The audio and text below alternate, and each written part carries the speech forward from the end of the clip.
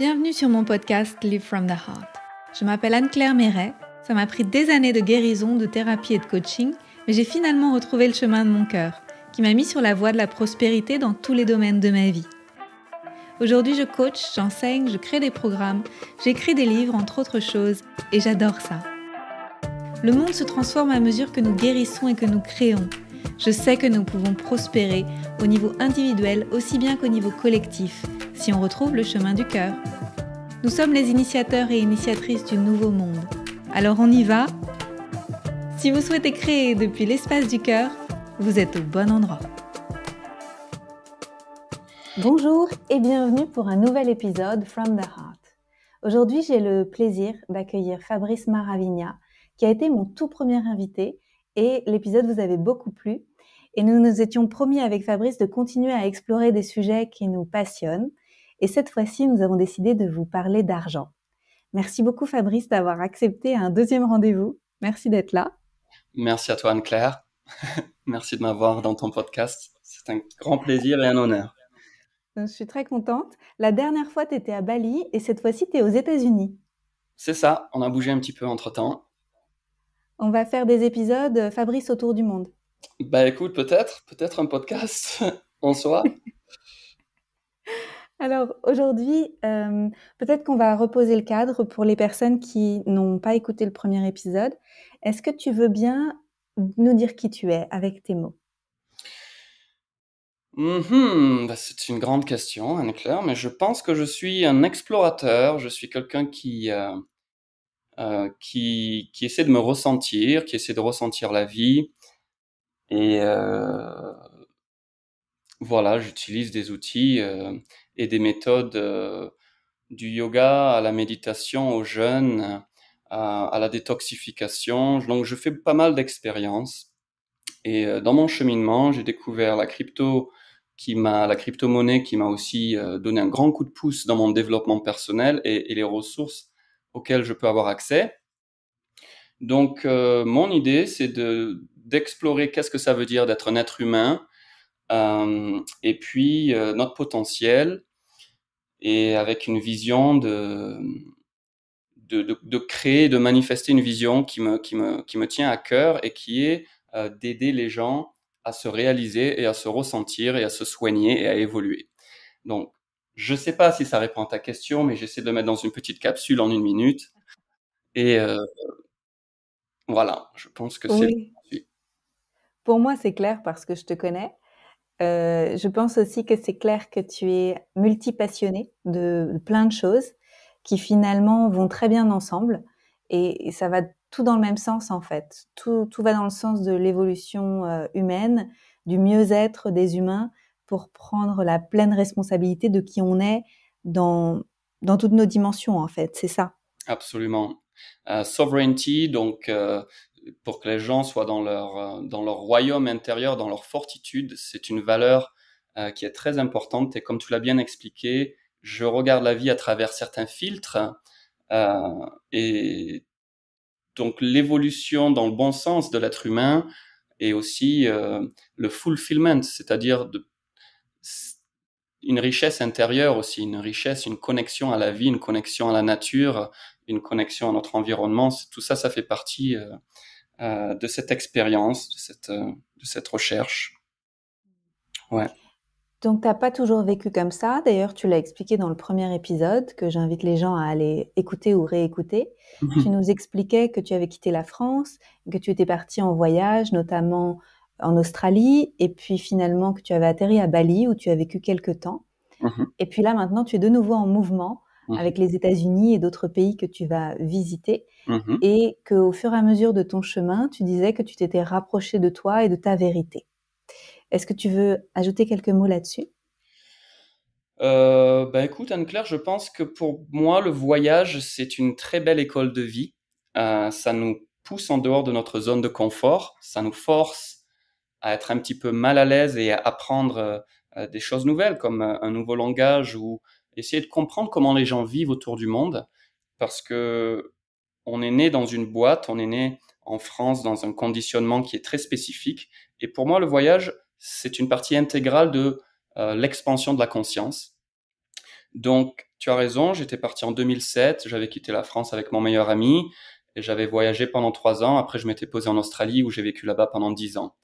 Et puis, il y a 4 ans, j'ai bougé en Indonésie euh, parce que l'Indonésie, c'était un endroit où la vie est moins chère et il fait très beau toute l'année. Tu as accès à plein de bonnes food, de bonne nourriture. Donc, par rapport à mes nouvelles valeurs, l'Indonésie, euh, tu vois, c'est venu dans le radar. Et là, maintenant, venir aux États-Unis, dans cette période incertaine, dans cette période de Covid et tout ça, ça me permet aussi, j'ai un côté un petit peu challenger, où j'aime bien pousser, euh, tester, on va dire, les limitations qui sont imposées pour savoir si elles sont valables ou pas au final.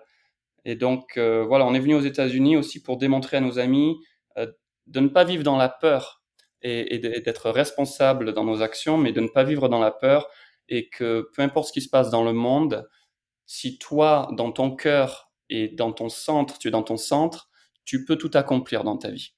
Voilà. Magnifique. Alors justement, la peur, parlons-en au sujet de l'argent. J'ai vécu aussi la peur de l'argent, comme toi, j'imagine, et comme Mhm. beaucoup de personnes qui nous écoutent et qui nous suivent, et qui se disent, donc moi mon podcast c'est Vivre depuis l'espace du cœur, et il y a beaucoup de gens qui se disent, mais si je suis mon cœur, je vais finir sous les ponts, Mhm. parce que je vais lâcher la tête, je vais lâcher le côté pragmatique de, tu vois, un boulot que j'aime pas, mais qui paye le loyer, etc., qui fait bouillir la marmite, et j'ai trop peur de me retrouver sans rien du tout. Comment on fait pour avancer sur son chemin vers son cœur et avoir moins peur de la peur de manquer, tu vois? Waouh, ben, c'est une question à 1 million de dollars que tu nous poses aujourd'hui, Anne-Claire.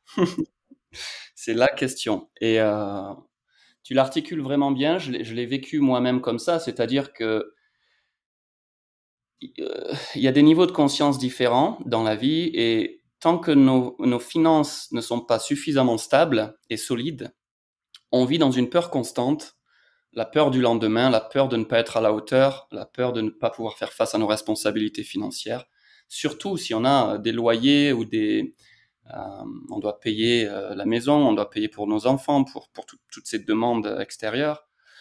Donc la peur, en fait, elle nous maintient dans cette roue de hamster qui est le niveau de conscience qui nous garde à ce niveau de conscience. Donc je vais essayer de le répéter d'une autre façon, c'est-à-dire que quand on est dans cette vibration de peur, de manque, une vibration où on est contracté, notre cœur n'est pas ouvert. Du moins, il n'est pas ouvert au maximum de son potentiel. Et donc, du coup, toutes les actions qu'on va prendre, elles vont continuer à créer des résultats alignés dans cette vibration de la peur. Et un gros travail de réalisation et de développement personnel, c'est cette période de transition entre avoir un job qui paye les factures et t'établir à faire ce que tu aimes vraiment. Et cette transition, elle va être différente pour chaque personne. On a tous des capacités différentes, des capacités d'apprentissage ou d'adaptation. On a tous des ressources différentes et des talents différents. Donc, il n'y a pas une formule miracle qui va marcher pour tout le monde. Cependant, dans les grandes lignes, il faut vraiment accepter le programme que plus on s'aligne à faire des choses que l'on aime, plus ça va être facile pour nous de devenir successful, de devenir euh, successful en français. Ça marche, on te comprend. 5 sur 5. Voilà. Et donc c'est vrai, on l'entend tous, il faut poursuivre les choses que l'on aime dans la vie, il faut poursuivre nos rêves, mais c'est vrai au final, il n'y a pas d'autre choix. Parce que si on ne poursuit pas nos rêves, parce qu'on n'a pas le support avec notre famille, notre groupe d'amis qui nous comprennent, qui voient notre vision, si on n'a pas le support, c'est encore plus dur. Mais si nous, on se trahit, si nous, on trahit notre cœur et notre désir enfoui, on va dire, ça va être très difficile de vivre une vie de qualité et de vivre dans l'amour et dans la joie, puisqu'on va rester dans cette vibration au final de peur C'est une roue d'hamster. Il n'y a pas d'autre métaphore pour moi pour l'expliquer, parce que dans ce livre Rich Dad Poor Dad de Robert Kiyosaki, que beaucoup d'entre nous avons lu, je pense, il explique bien les différences dans les façons de penser et comment ces façons de penser vont vraiment affecter les résultats qu'on peut obtenir dans notre vie. Voilà. Ouais. Et alors, tu as parlé de programme.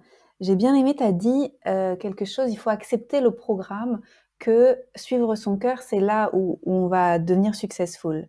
Ouais. Et malheureusement, on n'est pas câblé avec ce programme-là dans l'enfance, l'adolescence, les études supérieures, le travail conventionnel.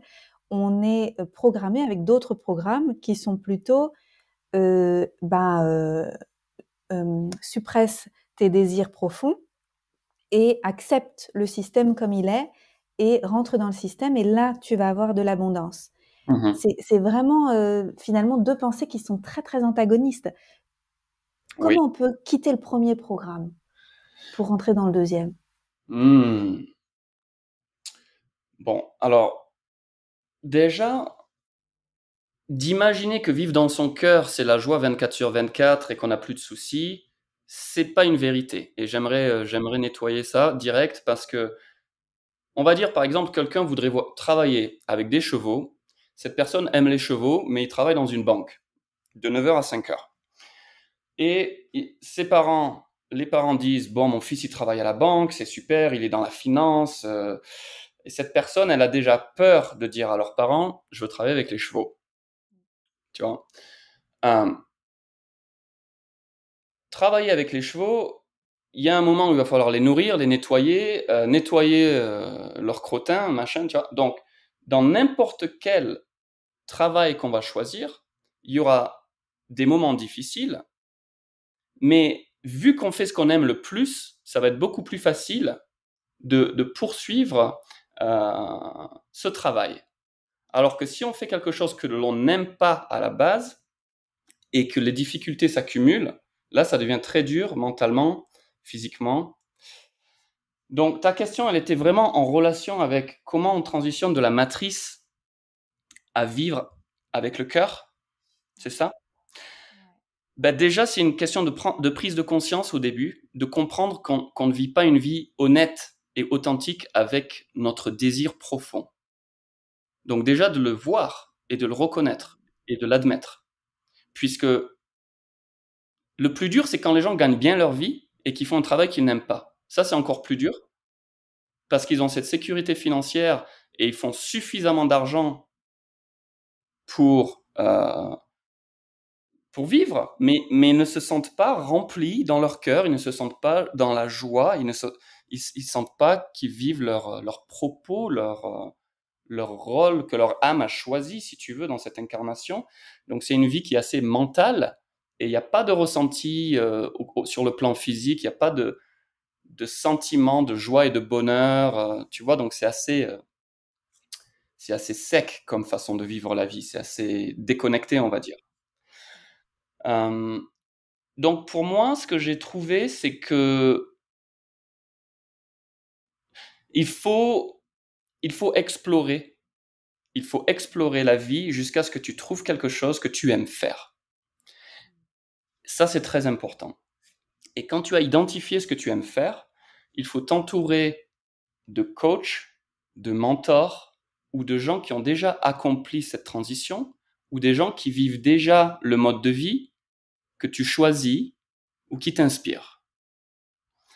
Et en travaillant avec ces gens, petit à petit, pour moi en tout cas, c'est comme ça que ça s'est passé, et j'ai réalisé que certaines façons de penser me bloquaient complètement. J'avais ce qu'on appelle glass ceilings, donc ce sont des blocs au-dessus de notre tête, mais qui sont transparents, des blind spots, dans ma façon de voir la vie, dans ma façon de voir mes possibilités. Donc, en étant accompagné avec des coachs et des mentors qui sont déjà là où moi j'aimerais aller, je vais gagner énormément de temps dans la psychologie, dans le langage et dans les actions, et même les outils que ces gens utilisent. Et je pense pas qu'il y ait juste une façon de répondre à cette question, Anne-Claire, mais pour moi, les points les plus importants, c'est premièrement de réaliser et d'être honnête avec soi-même si on vit une vie qui nous rend heureux ou si, au fond de nous, on est déjà convaincu qu'il y a quelque chose d'autre, tu vois. Ouais, merci pour ça. J'ai fait récemment un épisode sur l'intégrité. Et en Mmh. fait, je pense qu'on manque très souvent d'intégrité vis-à-vis de soi. Et l'intégrité, c'est quand toutes les parts de nous sont pas réunies, tu vois. C'est quand on laisse des parts de côté, quand on n'est plus complet. Mmh. Et je pense que c'est un des symptômes, c'est quand on se sent complètement divisé. Il y a une part de moi qui veut ça, mais une part de moi qui veut ça. Quand on n'est pas rassemblé. Et ça peut être un symptôme pour être honnête vis-à-vis de soi et de se dire, bah non, en fait, c'est pas exactement ce que je veux. C'est pas mal, mais c'est pas exactement ce que je veux. Mais il y a des personnes qui ont l'impression de faire un caprice quand ils disent ça. Ah oui, mais j'ai déjà tout ce qu'il faut sur le papier. Et qu'est-ce que tu leur dirais, toi, aux gens qui ont l'impression d'être capricieux, de vouloir plus et de vouloir s'aligner avec leur âme? Bah, capricieux, dans quel sens? Si les gens ressentent euh, qu'ils ne vivent pas leur meilleure vie, qu'ils ne vivent pas leurs rêves, qu'ils ne font pas les choses qu'ils aiment le plus, pour moi, c'est pas important comment ça se révèle et comment les gens l'expriment. Ça peut être un caprice, ça peut être d'une façon calme et posée, mais que les êtres, euh, du moment que les gens réalisent qu'ils ne sont pas en alignement avec leurs propos, ils doivent l'exprimer. Donc pour moi, ou peut-être j'ai pas compris ta question, Anne-Claire. Non, c'était caprice dans le sens, je ferais mieux de taire ce besoin qui n'est pas un vrai besoin parce qu'en réalité, j'ai déjà tout ce qu'il faut. Ah oui, très bien. Ben oui, mais les besoins du cœur et les besoins de, de, de, de, de- de l'esprit, ce sont des besoins différents. Et vu qu'on est des êtres multidimensionnels, plus notre conscience évolue, plus ça devient important d'équilibrer tous nos aspects, tous les aspects de notre être-té. Et tu sais, quand les gens ont fait leur premier million et qu'ils en font même 10 de millions, ça ne les rend pas plus heureux au final. Il y a un palier dans le bien-être où on évolue de pouvoir payer les factures et pouvoir manger, mais plus les gens font d'argent, ça ne veut pas dire qu'ils vont être plus heureux. Et au contraire, en général, dès que les gens ont leur finances stables, ils vont réaliser qu'effectivement, ils doivent trouver une mission, une activité qui va leur faire ressentir qu'ils ont un propos, qu'ils ont un rôle dans la création et dans la communauté. Euh, donc tout ça, pour moi, ce sont des stages différents de l'évolution de la conscience. Et c'est très difficile quand on est dans la survie, qu'on est très stressé, qu'on dort mal, qu'on mange mal, qu'on fait un travail qu'on hait ou qu'on a mal au dos. C'est très difficile quand on est dans ces vibrations-là de pouvoir complètement s'aligner avec la vision de notre cœur. Parce qu'il y a des étapes intermédiaires où il va falloir se détoxifier ou se relaxer ou commencer justement voilà, à faire du yoga, à calmer notre système nerveux, à changer certaines habitudes. Peut-être on dort pas assez, peut-être on boit trop d'alcool, mais il y a une étape intermédiaire où il faut déjà relaxer le système nerveux et commencer à se ressentir. Sinon, on vit une vie très compulsive et on devient nos propres docteurs avec des substances diverses, que ça soit fumer de l'herbe ou boire de l'alcool ou peu importe, de la nourriture, peu importe, toutes les substances qu'on prend pour juste survivre, pour juste... Tu vois, moi, je viens de cet endroit. Quand j'avais 20 ans, j'étais très dysfonctionnel et très fragmenté, comme tu disais, Anne-Claire. J'ouvrais des portes, j'ouvrais des mondes énergétiques que je ne complétais pas, que je ne fermais pas. J'étais très éparpillé. Et donc, ma force vitale, euh, elle, se- elle n'était pas utilisée au mieux. Donc voilà, il y a une période transitoire où il faut déjà être honnête de réaliser où on est dans notre vie. Deuxièmement, être clair pour savoir où est-ce qu'on veut aller et ensuite commencer à travailler sur cette transition. Ouais. Donc, je me Et tu répète un petit disais, peu, mais c'est important, je pense. mais c'est très clair parce que c'est d'abord prendre soin de soi pour pouvoir s'écouter. Et Mhm. ensuite tu disais, c'était, je me souviens plus de tes mots, mais en gros, c'était suivre le chemin de la joie, ce qui nous donne de la joie, de nos passions, aller explorer. En fait, après, c'est toute une phase d'exploration. Mhm. Tout à fait. Et ce qu'on appelle le inner child, donc l'archétype de l'enfant qui vit en chacun de nous, on l'a supprimé, la plupart d'entre nous. Dès qu'on arrive dans la vie adulte, il n'y a plus de place pour l'enfant qui vit en nous. Et cet enfant, c'est quelqu'un qui est innocent, qui est dans la joie, qui est dans l'amusement, qui est dans la découverte, sans attente, sans jugement. Et il faut réconcilier notre conscience avec cette partie de nous-mêmes.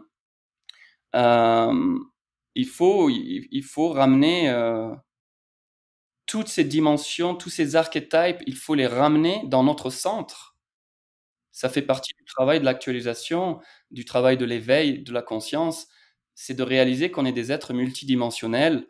Et toutes les cartes du tarot, parce que les Français, on est familier avec le tarot de Marseille, euh, toutes ces cartes, tous ces archétypes, ils nous expliquent des aspects de la conscience humaine. Et j'encourage les gens à rechercher un petit peu le sujet parce que moi, ça m'a beaucoup aidé, par exemple, de comprendre qu'est-ce que c'est des archétypes et est-ce que moi, j'étais coincé, figé, en quelque sorte, dans un archétype en particulier. Euh, voilà, c'est important de réconcilier avec l'archétype du lover, l'archétype du guerrier, l'archétype du joker, du fou, c'est ça, l'archétype du roi. Tout le monde veut être un roi et une reine, mais les gens ne comprennent pas le travail qu'il y a derrière pour Ouais. s'établir dans notre kingdom, quoi, dans notre fortitude. C'est un travail qui prend le temps de la vie, quoi. Ça prend du temps. Oui, donc là, c'est l'exploration des différentes facettes de nous. Et en fait, c'est quelque chose qui est aussi, quand on parle, on dirait que c'est quand même très, c'est joyeux, quoi.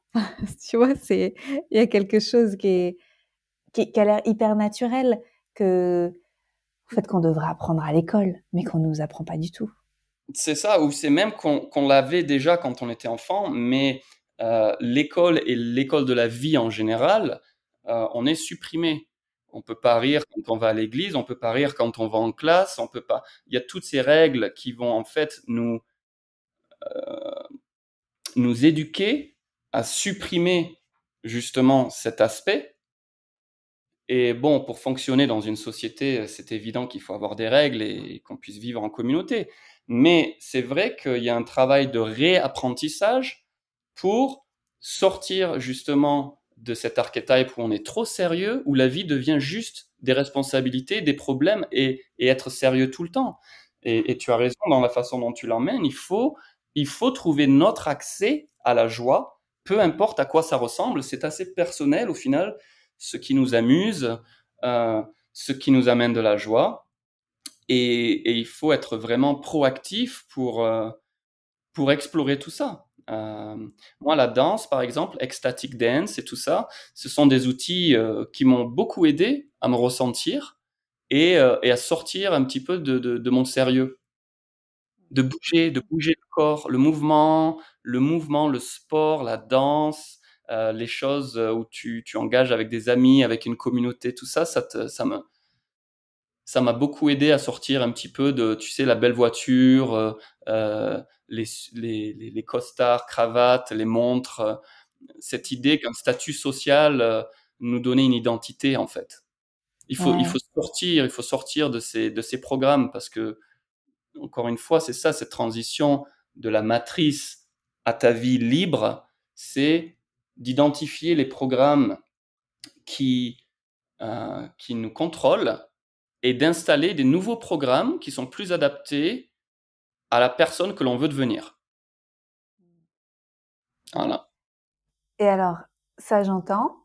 Et je pense que plein de gens vont se dire, ouais, d'accord, ok, je suis en chemin, mais pour l'instant, j'ai pas d'argent. Mhm. Et comment on fait pour switcher quand on sait explorer, quand on commence à mieux se connaître, qu'on a Mhm. découvert des choses qui sont passionnantes pour nous et qu'on a commencé aussi à se mettre sur un chemin de contribution et plus Mhm. seulement quelque chose d'un peu plus égoïste où j'ai besoin d'un travail pour mon propre gain personnel, mais qu'on se dit bah tiens je deviens naturopathe ou je deviens coach ou tu vois je me mets au service des autres, Mhm. mais je gagne pas d'argent avec ça. Donc, bah, c'est une très bonne question, Anne-Claire, parce qu'on passe tous par cette phase, en fait. Tous les gens qui financièrement s'établissent financièrement, ils vivent exactement ce que tu viens de décrire. Et moi inclus, et bien sûr, je suis sûr que ça fait partie de ton chemin aussi. Tout à fait. Donc, euh, déjà, déjà que les gens soient établis sur ce chemin-là, c'est super. C'est déjà quelque chose, il faut se remercier soi-même et cultiver de la gratitude pour être déjà à cette étape de la conscience. Ensuite, pour moi, il y a plusieurs façons de travailler. Donc déjà, il y a des gens qui sont des bosseurs et il y a des gens qui sont beaucoup plus, on va dire, relax ou en vacances. Donc si quelqu'un travaille 10 heures, 12 heures ou 14 heures par jour et si quelqu'un travaille 5 heures par jour, ça va pas prendre le même temps de récolter les fruits de notre travail. Donc en fait, il faut considérer que on va tous arriver à cet endroit de richesse, mais c'est pas la destination qui compte, c'est le cheminement. Et ça, c'est quelque chose qu'on entend toujours, mais de vraiment comprendre ce que ça veut dire, c'est-à-dire qu'on est en train de planter un jardin d'Éden, on est en train de planter nos arbres fruitiers, et les gens veulent manger les pommes, les pêches, les mangues et les cerises au bout de 3 mois, au bout de 1 an. Et malheureusement, c'est simplement pas une réalité. Donc, à partir du moment où on est en mode plantation et on est en train de planter notre jardin, on est sur la bonne voie. Donc, s'entourer de coachs, de mentors, ça va nous faire gagner du temps et de l'argent parce qu'on va passer de travailler dur à travailler smart. Travailler smart, ça va nous amener un effet de levier par rapport à notre temps, par rapport à la façon dont on manage les gens dans notre équipe ou les tâches quotidiennes si on n'a pas d'équipe. Donc il y a une transition de travailler dur à travailler smart. Et il y a aussi un component pour moi qui était important, pardon, qui s'appelle la résilience. Il faut être tellement convaincu qu'on est sur le bon chemin que peu importe l'adversité, on va continuer à prendre les actions, faire ce phone call pour trouver des nouveaux clients, continuer à partager qui on est dans le monde à chaque fois qu'on va socialiser, que ce soit au restaurant ou avec un groupe d'amis.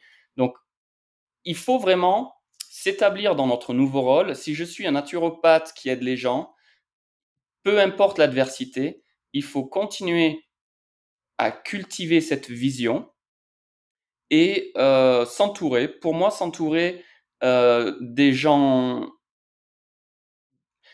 c'est le plus important. Les 5 personnes avec lesquelles on passe le plus de temps, on devient un mix de ces 5 personnes. Donc, si vous n'avez pas 10 000 dollars pour payer un coach, vous pouvez choisir une ou deux personnes sur YouTube ou sur Instagram comme Anne-Claire ou comme d'autres gens avec qui vous Est-ce que tu raisonnez. peux Des gens. répéter? Oui, pour les gens qui n'ont pas forcément des milliers de dollars pour trouver leur coach et pour travailler vraiment sérieusement, au début de leur cheminement, ils peuvent trouver des gens sur Internet, sur YouTube, sur Instagram, ben, comme toi, Anne-Claire, c'est-à-dire les gens peuvent juste en te suivant, en écoutant tes conversations, tes podcasts, les gens vont grandir, les gens vont évoluer plus rapidement. Donc, au lieu de regarder la télé, au lieu de jouer à des jeux vidéo, euh, on se trouve 4 ou 5 personnes qui vraiment nous inspirent et, et on se nourrit de leur content. On absorbe leurs idées, on absorbe les outils qu'ils utilisent, les distinctions qu'ils nous offrent et on implémente ça dans notre vie. Et en faisant ce travail avec suffisamment de résilience, eh bien, au bout d'un moment, si on a planté l'arbre fruitier et qu'on l'a arrosé et qu'on l'a protégé des orages et eh bien, c'est une évidence qu'au bout d'un moment, on y arrive. Et, et là, ben, c'est un grand soulagement, quoi. Ça fait tellement plaisir de voir que, oh my God, j'avais presque, j'avais presque lâché l'affaire, mais en fait, on commence à voir que ça marche. Ouais. Et donc, il faut un peu de patience. Ouais, j'adore Ouais. cette image du jardin avec les arbres fruitiers parce que, en fait, c'est un marathon d'être un entrepreneur conscient. C'est quelque chose qui se joue pas en 6 mois ou en un an. Ça se joue sur Mhm. plusieurs années ou plusieurs décennies.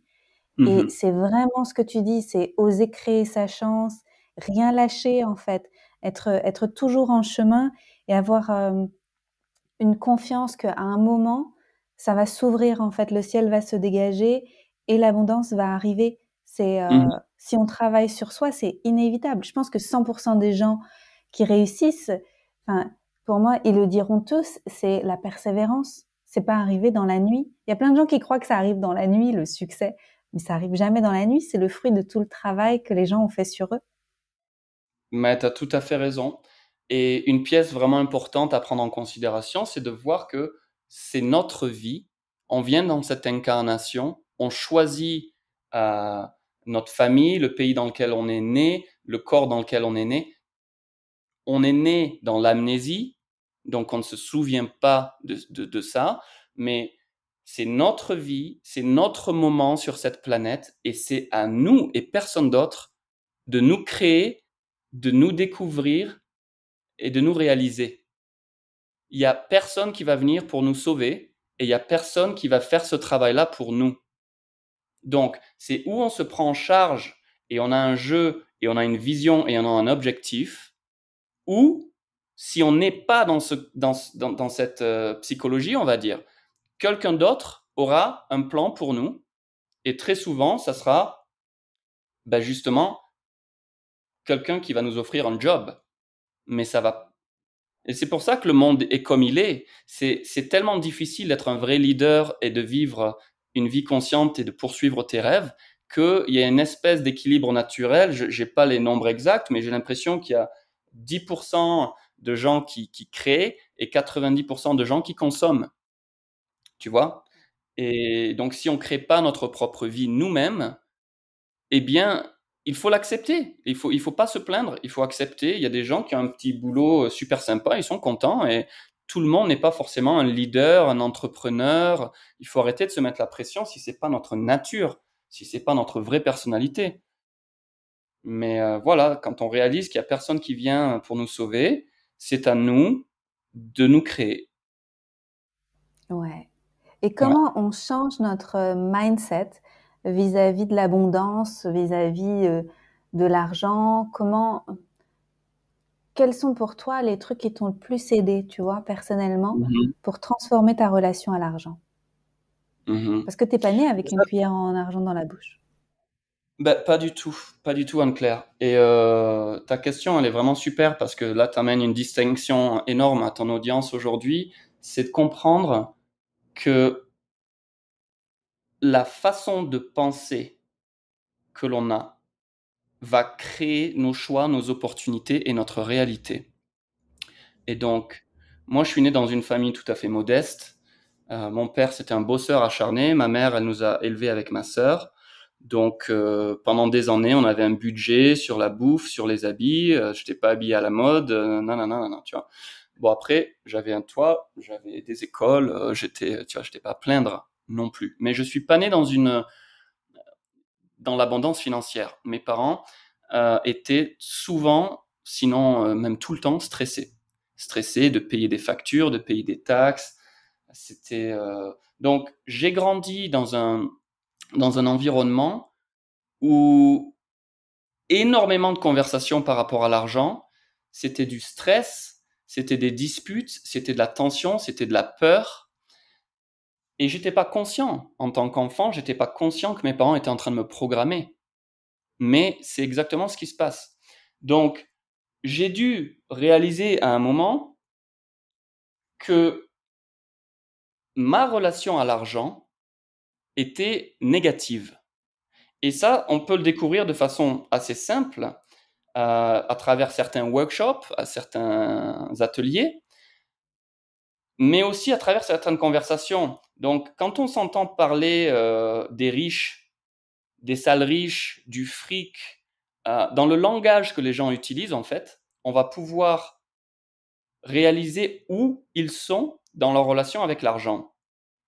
Et un outil qui m'avait beaucoup aidé, et que je vais partager avec toi, Anne-Claire, aujourd'hui, c'était de m'asseoir avec une chaise vide devant moi et de mettre un billet. Donc les gens, ils peuvent mettre 20 euros ou 50 euros sur cette chaise. Et c'est un jeu, mais c'est un jeu où il faut qu'il y ait une deuxième personne, pardon, qui écoute le dialogue et qui prenne quelques notes. Et en fait, le dialogue, c'est de voir, quand les gens s'assiedent dans cette chaise et qu'ils regardent le billet, je leur demande, qu'est-ce que tu as envie de dire à ce billet? Et c'est un jeu, mais très souvent, on va réaliser que les gens ont une conversation négative, des programmes, je t'aime pas, l'argent, c'est à cause de toi que mes parents ont divorcé, ouais, l'argent, c'est dur à gagner, c'est facile à dépenser, l'argent, ça pousse pas dans les arbres, machin. Donc, tu commences à identifier, en fait, les programmes que nos parents et nos amis proches et notre communauté nous ont, si tu veux, ils nous ont programmés avec ces façons de penser. Mais si on ne réalise pas que ce sont juste des programmes, on a l'impression que c'est la réalité. Donc en fait, il faut se reprogrammer. Encore une fois, j'aime beaucoup ce mot parce qu'on est comme des ordinateurs. En fait, quand on est né, notre disquette, elle était blanche, on était pur, on était innocent. Et puis, chaque interaction avec la vie, elle va nous programmer d'une façon ou d'une autre. Donc, quand ces programmes, ils nous servent, c'est-à-dire tes parents, ils sont super sportifs, toi, tu arrives à 20 ans, 25 ans, tu as un corps de ouf, tu es super fort, super souple et tout ça, c'est pas un programme qu'on va avoir envie de changer. Au contraire, il faut le garder, ce programme. Mais les programmes qui nous coûtent, donc que ça soit des addictions négatives ou que ça soit justement des relations à l'argent négatives et tout ça, ça nous coûte à nous. Donc on peut se plaindre, on peut haïr le monde, on peut haïr Jeff Bezos parce qu'il est parti dans l'espace ou j'en sais rien. Mais au final, il faut réaliser que notre relation avec l'argent, c'est comme une amitié. C'est comme une amitié. Donc même la façon dont vous rangez vos billets et vos pièces dans votre porte-monnaie, est-ce que vous les mettez en boule, vous les jetez en vrac dans un sac, ou est-ce que vous avez un petit porte-monnaie propre où les billets sont organisés? Tout ça, ça va vous donner une indication très claire de la vérité du niveau d'amitié que vous avez avec l'argent, en fait. Et je pense que c'est un gros breakthrough d'avoir cette prise de conscience et de commencer à comprendre que si l'argent n'est pas notre ami, c'est comme une amitié réelle. Si je passe ma journée, Anne-Claire, à te mépriser et à te dire des choses terribles, je peux pas concevoir que de ton plein gré, tu voudrais être mon ami et passer du bon temps ensemble et tout ça, quoi. Donc, il faut devenir responsable avec nos façons de penser et de comprendre que l'argent, c'est juste une énergie, c'est juste une vibration. C'est un objet. L'argent, c'est un objet. Et ce sont nos propres projections qui, ou nous gardent dans le mal-être et le manque d'abondance, ou au contraire, qui nous amèneront dans la richesse. Et c'est quelque chose, il faut passer du temps là-dessus. Ouais, je suis d'accord. C'est pas en une fois, il y a plusieurs couches. On Il y a plein de on déblaye une couche, et puis en dessous, il y a autre chose, et puis en dessous, il y a encore autre chose. On n'avait pas accès tant qu'on n'avait pas nettoyé. Et on continue, et on continue.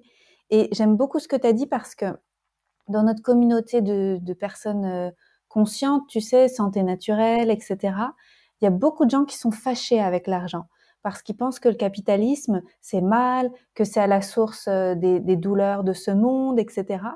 Et il y a plein Mhm. de gens qui rejettent l'argent et qui attendent un monde sans argent. Mhm. Mais la réalité d'aujourd'hui, c'est que le monde fonctionne encore avec l'argent. Tu veux Mhm. voyager, il faut de l'argent. Tu veux acheter un terrain, il faut de l'argent. Tu veux créer des projets, il faut de l'argent. Donc, c'est comme si c'était occulter la réalité d'aujourd'hui. Ils veulent faire un bond dans, j'en sais rien, hein, peut-être 100 ans ou 1000 ans quand on aura évolué et qu'on vivra différemment. Mais la réalité aujourd'hui, c'est qu'on en a besoin pour créer nos projets qui transforment le monde aussi.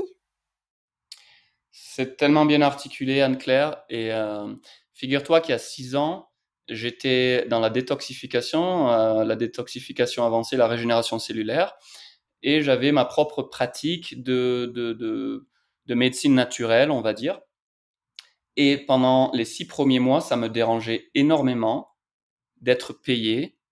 Et je vivais dans cette illusion aussi que on doit s'entraider et que si on est dans la médecine naturelle ou si on est dans la méditation ou si on est dans les energy work, body work, que ça devrait juste être un échange gratuit.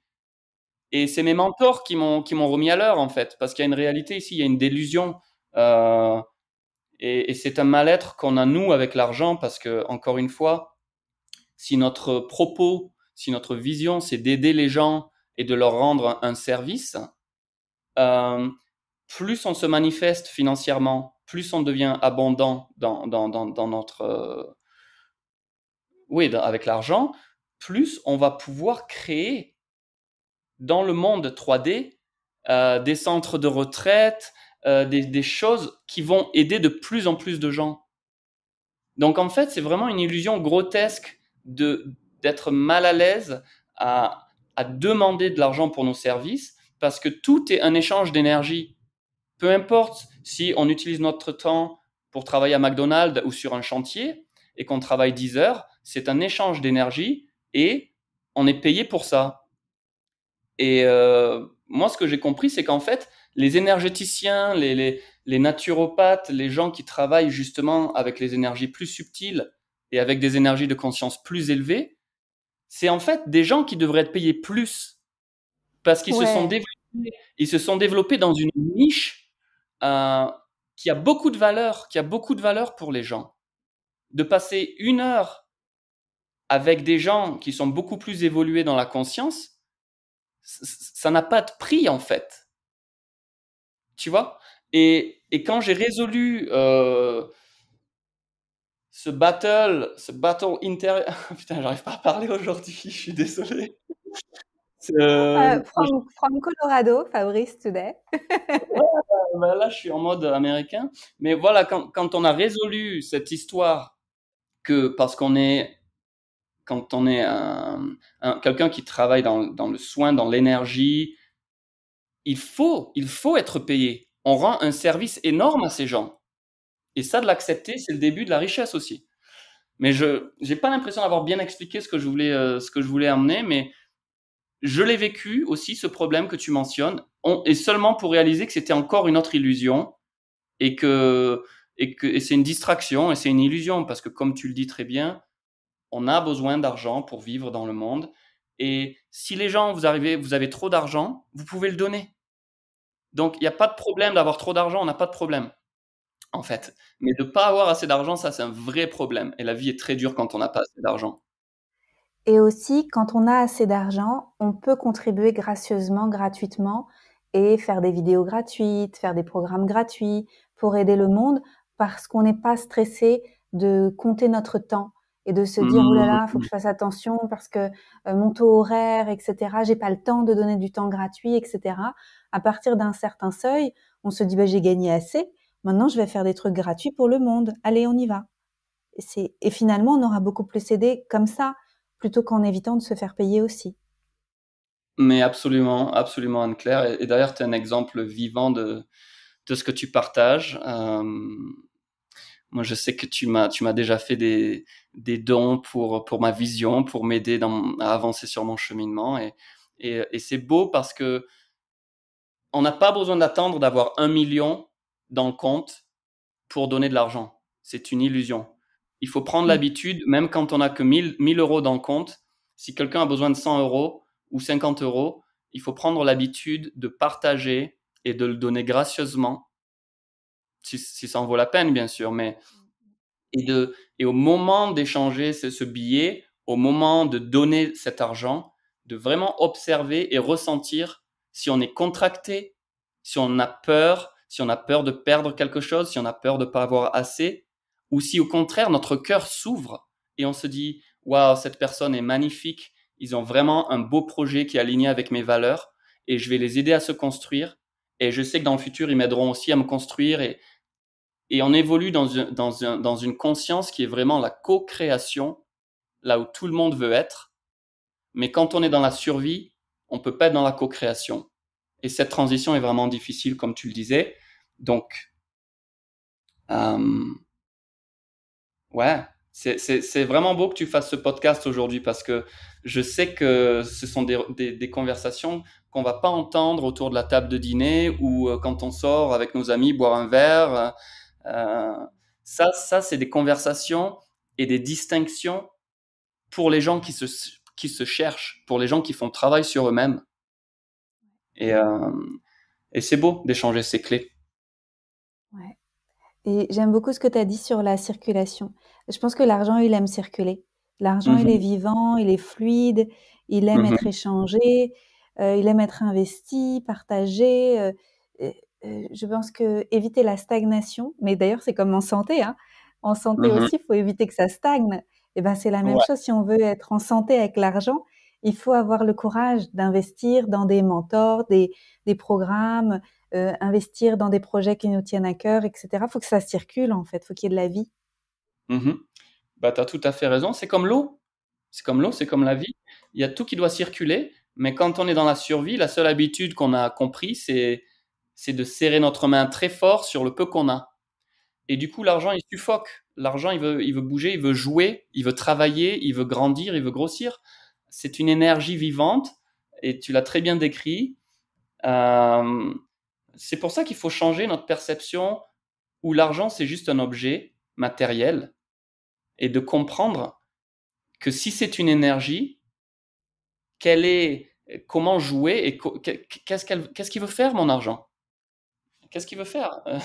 Je sais que c'est bizarre de le dire comme ça, mais les gens, ils pensent que quand on a 1 million sur le compte, ça y est, on part en vacances, les pieds en éventail, on se boit un petit cocktail sur une île et on a gagné le jeu de la vie. Mais c'est le bout du chemin. C'est pas du tout comme ça, en fait. C'est le début de la vie.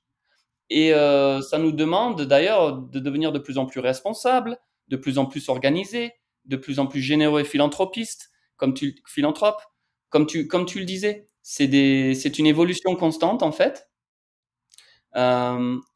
Mais c'est beau de réaliser déjà et d'observer, premièrement, où on en est, nous, avec notre relation honnête et sincère à l'argent. Et deuxièmement, de trouver des jeux, des outils, des ateliers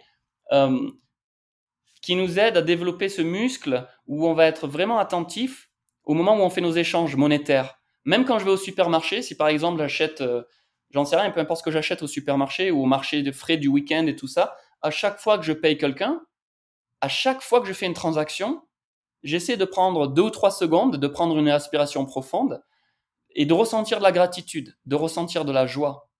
Merci argent, parce que maintenant je peux t'échanger pour ça. Tu vois, voilà. C'est l'argent qui répond. Ça, on a gagné. C'est le bruit du jackpot. Donc là, récemment, aux États-Unis, je me suis acheté un drone pour prendre des vidéos et des photographes aériennes. Et c'est quand même un jouet à 1500 $, tu vois. Et au moment de payer, j'étais dans la joie. Mon enfant, mon inner child, il était tellement heureux que j'étais vraiment dans une joie d'être aujourd'hui. J'ai presque 38 ans et je suis dans une place dans ma vie où finalement, je peux vraiment profiter de ma vie et me faire plaisir de façon très raisonnable, tu vois. Mais il y a 3 ans, tu m'aurais dit de dépenser 1500 $ sur un drone, j'aurais été stressé, tu vois. Et c'est marrant, c'est beau de voir l'évolution. Ouais, On est sur le même timing parce que je viens d'avoir 38 ans et tu m'aurais dit ça aussi il y a 3 ans, ça aurait été difficile. Et là, depuis 2 ans, pareil, grand confort financier en fait qui s'est installé. Je crois qu'il y a quelque chose d'un peu aussi cosmique, quelque chose, une énergie en fait qui aide les personnes qui travaillent avec leur cœur, Mhm. qui elles aussi ont travaillé à déblayer les croyances sur l'argent, etc. Mais j'ai vraiment confiance qu'on va être aidés, nous qui avons des projets pour aider le monde à évoluer. J'en suis convaincue.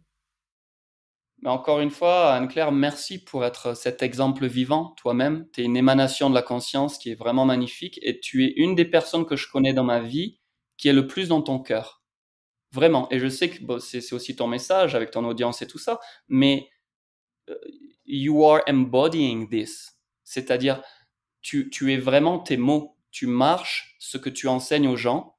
Et j'ai pu vérifier par moi-même aussi qu'à chaque fois que j'ai pris des décisions dans mon cœur, des décisions dans l'amour inconditionnel, dans la générosité, l'univers s'aligne de façon mystérieuse pour nous soutenir beaucoup, beaucoup plus que si on avait juste pris une décision intelligente, mentalement intelligente. Et je suis tout à fait d'accord avec toi. Parce que la vie, au final, c'est de l'amour. La vie, c'est de la lumière et c'est de l'amour. Et toutes les illusions, avant d'arriver à cette réalisation, c'est notre processus d'éveil, c'est notre processus de self-actualization, self-realization. Mais au final, la vie, elle veut juste partager sa beauté, partager sa grâce, partager son amour, partager son abondance.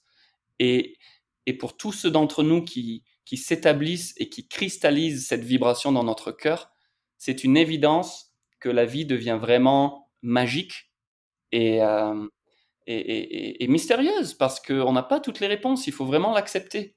Il y a des synchronicités qui se mettent en place quand on vit avec le cœur qui sont surréelles, mais du fait qu'on en a 10 ou 15 d'affilée, au bout d'un moment, on comprend le truc. On comprend que c'est pas juste des mots en l'air, c'est vraiment une technologie.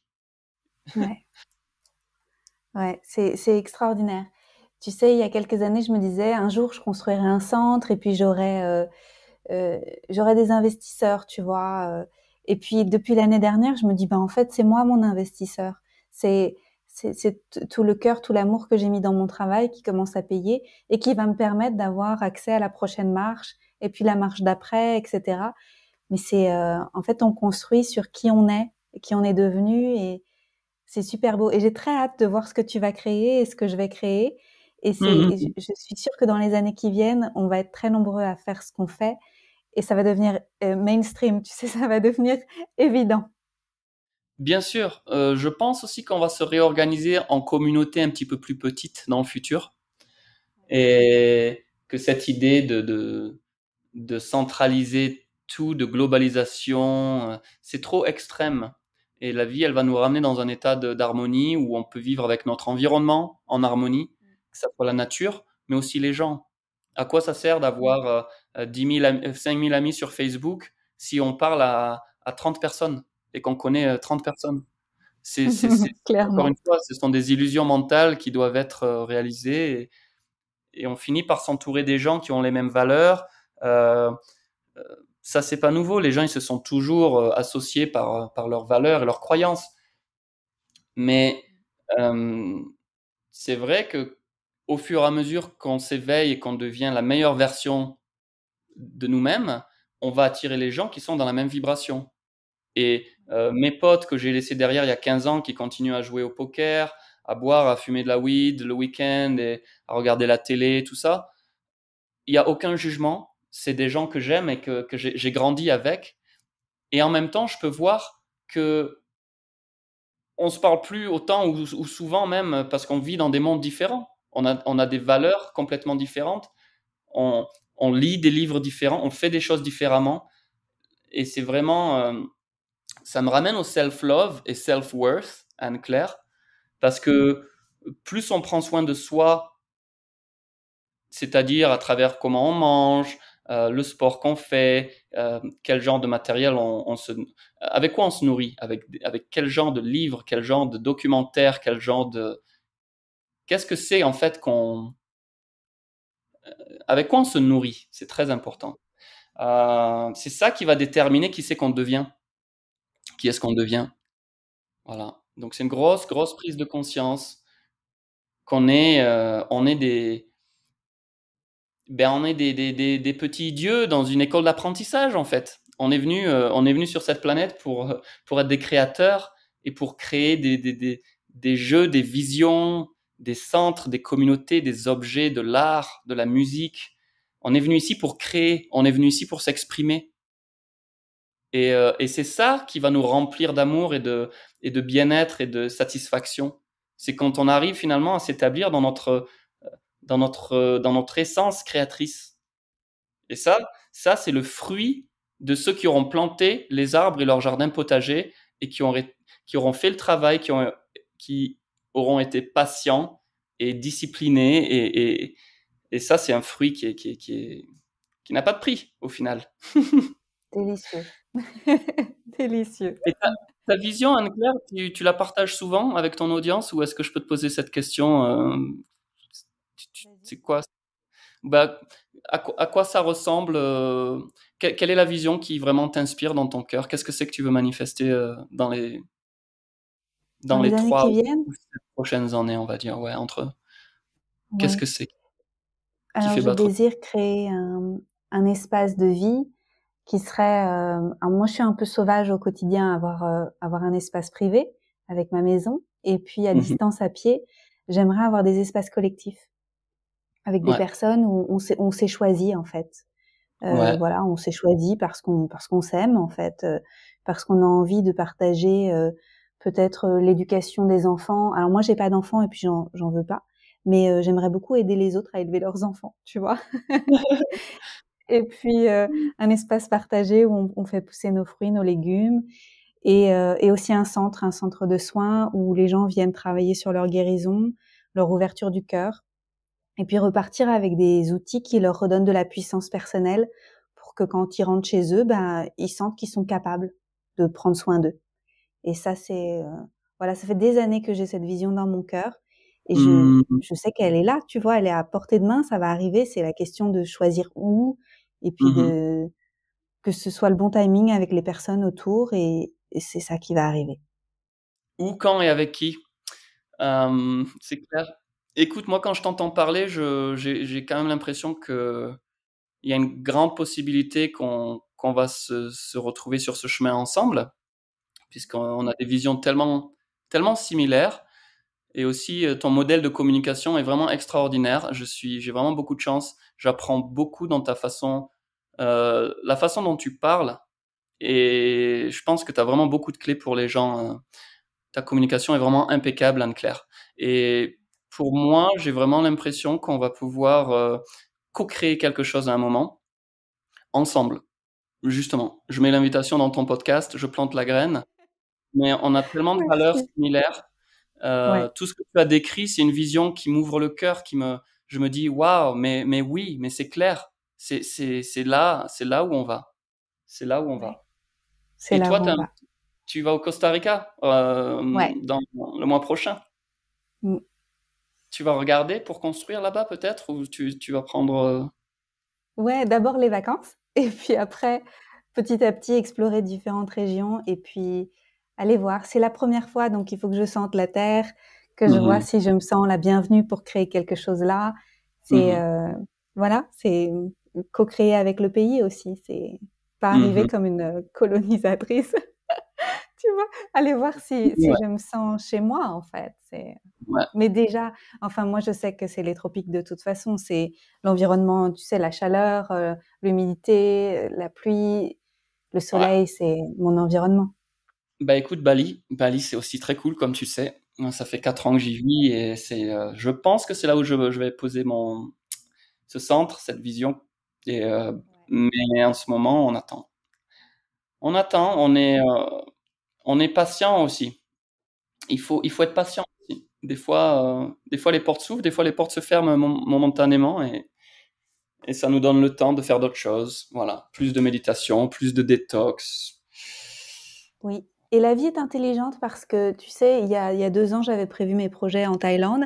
Et puis finalement, avec ce qui s'est passé, ça s'est interrompu. Et d'être posée ici à Berlin et de me poser des questions justes sur mon business et sur ma contribution, emmener ma contribution à un autre niveau, ça m'a permis de faire d'autres choses et notamment de te contacter, c'était à l'automne dernier, parce que toi, tu es passionné de crypto et on n'en a pas parlé dans le podcast, mais ça fait partie des choses pour lesquelles on s'est rapprochés parce que Mhm. je suis venue te poser des questions et puis après on a fait un call, tu m'as aidé à mettre des choses en place et puis après tu as fait des ateliers auxquels j'ai assisté aussi avec Alex.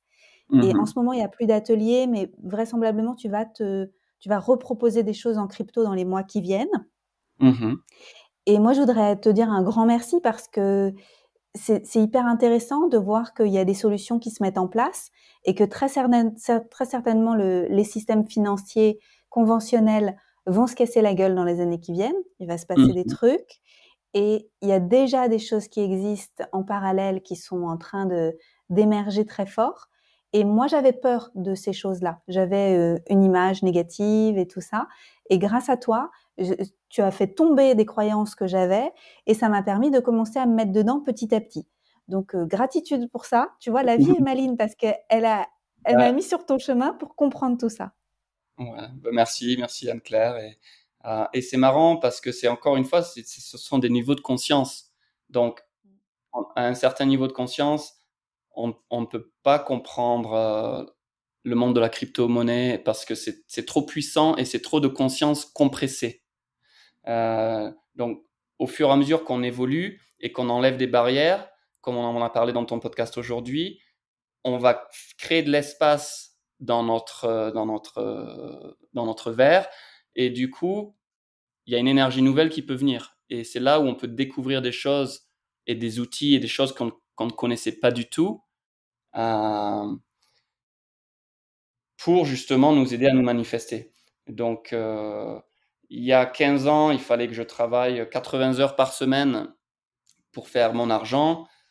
Il y a 5 ans, il fallait que je travaille peut-être 20 heures, 25 heures par semaine et je faisais des choses déjà beaucoup plus plaisantes. Et maintenant, ben, c'est même plus du travail déjà, mais ma capacité à manifester, euh, ouais, je suis à un très bon niveau. J'ai trouvé un niveau où je peux me manifester beaucoup plus vite et de façon beaucoup plus efficace. Mais la différence, c'est que l'argent qui vient dans ma vie, la raison pour laquelle il vient, c'est parce que je suis très très clair comment je vais l'utiliser et où est-ce qu'il va aller. Et cette vision, elle n'est pas dirigée pour Fabrice, pour s'acheter la Lamborghini et pour partir dans les hôtels de luxe. J'en ai rien à foutre en fait de tout ça. Tu vois. Donc je deviens comme toi, on devient des channels, des vaisseaux, des conduits pour la conscience, euh, pour que la conscience puisse s'exprimer à travers nous. Donc l'argent, il vient, on achète une terre, on crée une communauté d'une centaine de personnes. Bon, eh ben, tu as besoin de 2 ou 3 millions de dollars pour ça. Voilà, cet argent, il vient dans ta vie. Mais si tu demandes 2 ou 3 millions pour te mettre à la mode et pour aller dans la drogue et les filles et toutes les choses, on va dire, inconscientes de notre humanité, bah c'est beaucoup plus dur ou c'est même impossible de manifester. Voilà, c'était un petit clin d'œil sur la fin, mais plus Parfait. notre vision est claire, plus ça se manifeste, quoi. Ouais. Très bien, super pour terminer. Et dis-moi, si les gens veulent apprendre auprès de toi, le monde des cryptos ou d'ailleurs, est-ce que tu fais du mentorat pour les gens qui veulent travailler sur leur relation à l'argent? Est-ce que tu y as déjà pensé? Bah écoute, c'est un oui et non. Ça n'a pas été officiel depuis 4 ans. J'aide certaines personnes et des fois même des petits groupes, mais je suis pas, j'ai pas choisi ça complètement, Anne-Claire. Je l'ai pas encore choisi. Donc, c'est un peu au cas par cas, mais les gens qui me suivent sur Insta, par exemple, si je propose un atelier ou si je crée un cours, comme j'ai envie de le faire dans les mois à venir, on va pouvoir s'entraider, se contacter sur Instagram. Je vais te le partager avec toi si tu veux bien. Donc mon Instagram c'est They call me Fab. Donc, c'est tout en anglais, mais en fait, ça veut dire ils m'appellent Fab. They call me Fab. Mais entre chaque mot, il y a un petit tiré bas, le underscore. Je mettrai le lien. Le lien, ce sera plus facile. Il sera depuis les différentes plateformes, ils pourront cliquer. Ouais. Super Anne-Claire. Donc on peut se retrouver là. Les gens, juste en me suivant sur Instagram, je donne des outils et des tips de façon très très régulière par rapport à la crypto. Et j'ai aidé pas mal de gens l'année dernière à faire de l'argent, c'est clair. Et là tout de suite, bon, la crypto ça se calme un petit peu, mais c'est des cycles. Hein. C'est comme l'océan. Les vagues, elles viennent, elles repartent, elles viennent, elles repartent. Mais les gens qui sont dans la crypto aujourd'hui, dans 5 ans et dans 10 ans, ils seront hyper contents qu'ils soient rentrés aujourd'hui. Ça, c'est clair, je le maintiens. Et ça, j'en suis sûre. Merci beaucoup d'être un éclaireur. Ouais. Merci à toi, Anne-Claire. Ça m'a fait super plaisir de partager ce moment avec toi. Et... ouais. Merci. Je t'adore. Merci beaucoup. Je t'adore. Moi aussi. Voilà. Merci, moi aussi. Merci pour cet épisode et puis avec grand plaisir pour en faire d'autres. J'espère que les personnes qui nous ont écoutés, ça vous a plu. Et n'hésitez pas à rejoindre Fabrice sur son compte Instagram pour y voir ses stories qui sont souvent pleines de sagesse. Merci beaucoup. Merci à toi, Anne-Claire. À bientôt. À plus tard. Merci pour votre présence. Si vous avez aimé cet épisode, je vous invite à le partager avec vos amis et à suivre le podcast pour être au courant des prochains épisodes. Et suivez-moi sur mon site internet anneclairemeret.com et sur mes réseaux sociaux pour être au courant de mes prochains programmes et formations. À bientôt!